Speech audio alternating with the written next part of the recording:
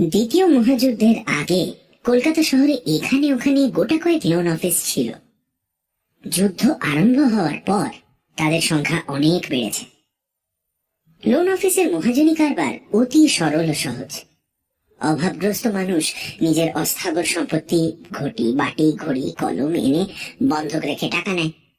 অধিকাংশ ক্ষেত্রেই টাকা শোধ হয় না। সময়ের মেয়াদ ফুরলে বন্ধকি মাল লোন অফিসের সম্পত্তি হয়ে যায়। তখন তারা এই মাল নিজেদের শোকেসে সাজিয়ে রাখে এবং সন্ধানী খরিদ্দারের কাছে লাভে বিক্রি করে। নগেন যুদ্ধের মরশুমে একটা লোন অফিস খুলে বেশ গুছিয়ে নিয়েছিল। দেশে অভাবগ্রস্ত মানুষের কোনোদিনই অভাব নেই।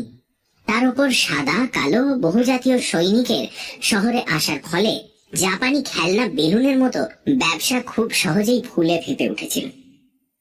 বীর যোদ্ধাদের দৈহিক ক্ষুধা তৃষ্ণা যখন দুর্নিবার হয়ে ওঠে, তখন তারা বন্ধক রাখতে পারেন না এমন জিনিস নেই। নগেনের বয়স বেশি নয়, 30-এর নিচেই। সৎ বংশে জন্মাবার ফলে সে কয়েকটা নৈতিক সংস্কার নিয়ে জন্মেছিল। যদিও অর্থোপার্জনের সৎ কিংবা অসৎ উপায় সম্বন্ধে বাঙালি ভদ্রলোক সম্প্রদায়ের মধ্যে কোনো নৈতিক সংস্কারই নেই। জুতো সেলাই থেকে চণ্ডীপাঠ সব কাজই আমরা অম্লান বদলে করে যেতে পারি, যদি তাতে অর্থ লাভ হয়। এই জন্যই বোধহয় দারোগা হওয়ার আশীর্বাদকে আমরা নিছক পরিহাস বলে গ্রহণ করি না, এবং কালো বাজারের কালীয় নাগদের প্রতি আমাদের বিদ্বেষও তেমন মারাত্মক হয়ে উঠতে পারেনি। কিন্তু এসব অবান্তর কথা থাক। নগেনের সফল বাহ্যিক জীবন থেকে তার ভেতরের জীবনে যে জিনিসটি প্রবেশ করেছিল তার কথাই বলবো। তার আগে একটি কথা বলে নেওয়া প্রয়োজন, এবং সেটিও নগেনের ভেতরের কথা এবং অত্যন্ত গোপন কথা।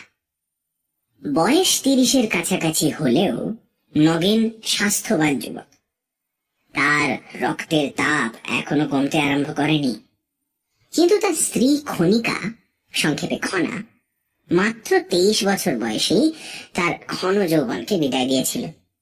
শুধু দেহের দিক দিয়ে নয়, মনের দিক দিয়েও। খনা দেখতে মন্দ নয়। নবযৌবনের আবির্ভাবে তার দেহে একটা শান্ত শ্রী দেখা দিয়েছিল। কিন্তু পরপর 2টি মৃত সন্তান প্রসব করবার পর তার দেহ লাবণ্য তো গিয়েছিলই, নারীত্ব যেন হঠাৎ নিঃশেষ হয়ে গিয়েছিল। যা থেকে গিয়েছিল তা গৃহকর্ম নিপুণা, সচল সবাক একটি যন্ত্র মাত্র। নগেন চরিত্রবান যুবক, কিন্তু সহজ স্বাস্থ্যবান পুরুষের ক্ষুধা তৃষ্ণা তার ছিল। তাই তার দাম্পত্য জীবনের এই অপ্রত্যাশিত অনাবৃষ্টি তার অন্তরের কাঁচা ফসলকে শুকিয়ে দিচ্ছিল। খাল কেটে জল আনার কথা তার মনেই আসে না। তার মন সেরকম নয়। কিন্তু বঞ্চিত ব্যর্থ যৌবনের ক্ষোভ তার নিভৃত অন্তরে সঞ্চিত হয়ে কোন অনর্থের সৃষ্টি করছিল কিনা তা কেবল বিশেষজ্ঞ পণ্ডিতরাই বলতে পারে। হয়তো আমার এই কাহিনীর সঙ্গে নগেনের নিরুদ্ধ ক্ষোভের কোনো সম্বন্ধ নেই, কিংবা কে বলতে পারে। 1942 সালের শেষের দিকে কলকাতা শহরে নানা বিজাতীয় সৈনিকের আবির্ভাবের ফলে তিল ফেলবার জায়গা ছিল না। এমন বিভিন্ন বর্ণের ও বিভিন্ন আকৃতির মানুষ একই স্থানে সমবেত হতে এর আগে কখনো দেখা যায়নি। এই সময় নগেনের লোন অফিসে একটি লোক এলো। মিলিটারি পোশাক পরা, লম্বা জোয়ান, মাথায় চুল কাফরির মতো কোঁকড়ানো, গায়ের রং নারকেল ছোবড়ার মতো, চোখের মণি নীল।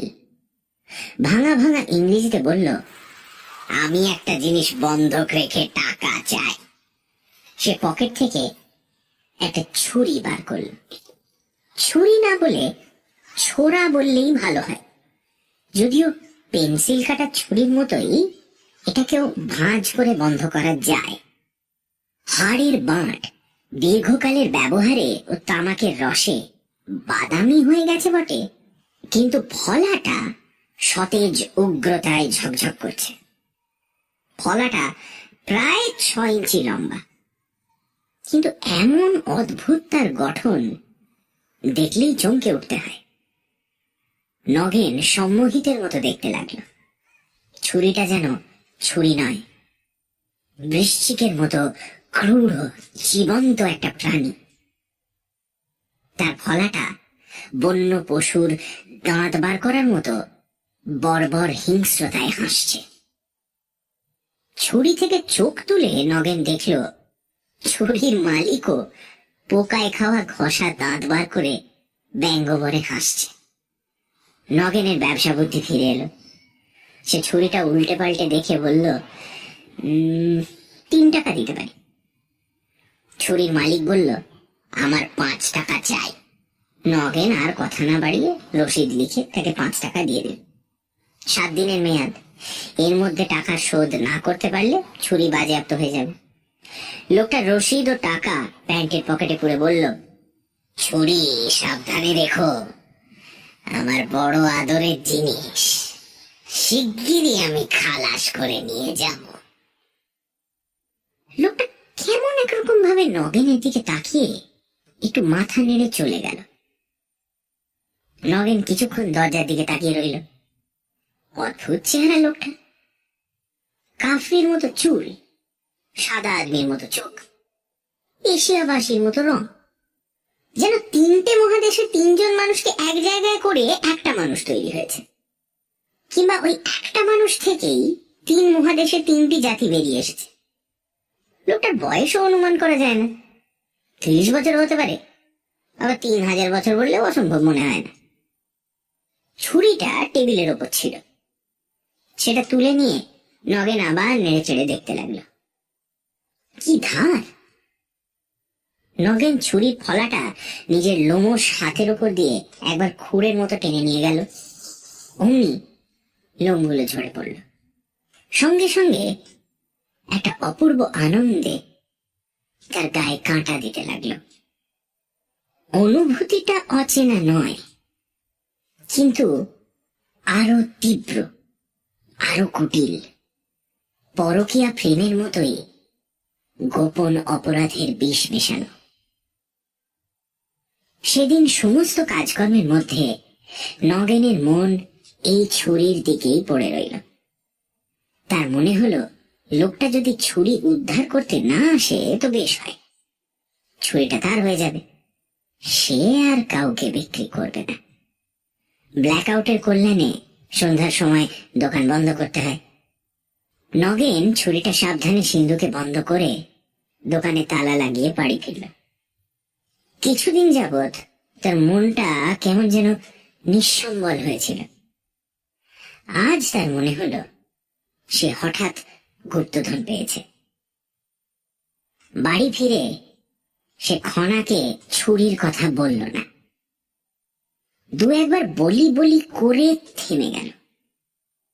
ছুরিটা এমন কিছু দামি জিনিস নয়। তাছাড়া নগেন নিজের মনের মধ্যে যে নতুন গুপ্তধন পেয়েছে, খনাকে তার ভাগ দিতে রাজি নয়। একদিন ছিল যখন তারা মনের তুচ্ছতম অনুভূতিও আদান প্রদান করে সুখী হতো, কিন্তু এখন আর সেদিন নেই। রাত্রের খাওয়া শেষ করে নগেন শুতে গেল। স্বামী স্ত্রী পাশাপাশি ঘরে শোয়। বছরখানেক হলো এই ব্যবস্থা চলছে। বিছানায় শুয়ে কিছুক্ষণ বই পড়া নগেনের অভ্যেস, কিন্তু আজ আর বই পড়তে ইচ্ছে হলো না। আলো নিভিয়ে সে শুয়ে পড়ল। ঘুমিয়ে নগেন স্বপ্ন দেখল ছুরির মালিক হাতে ছুরি নিয়ে দাঁড়িয়ে হাসছে। তার নীল চোখে উৎকট উল্লাস। কতগুলো নগ্ন নধর মনুষ্য দেহ তার চারিপাশে তাল পাকাচ্ছে। লোকটা হাসতে হাসতে তাদের দেহে ছুরি মারছে। কিন্তু এ হত্যা লীলা নয়, ভোগের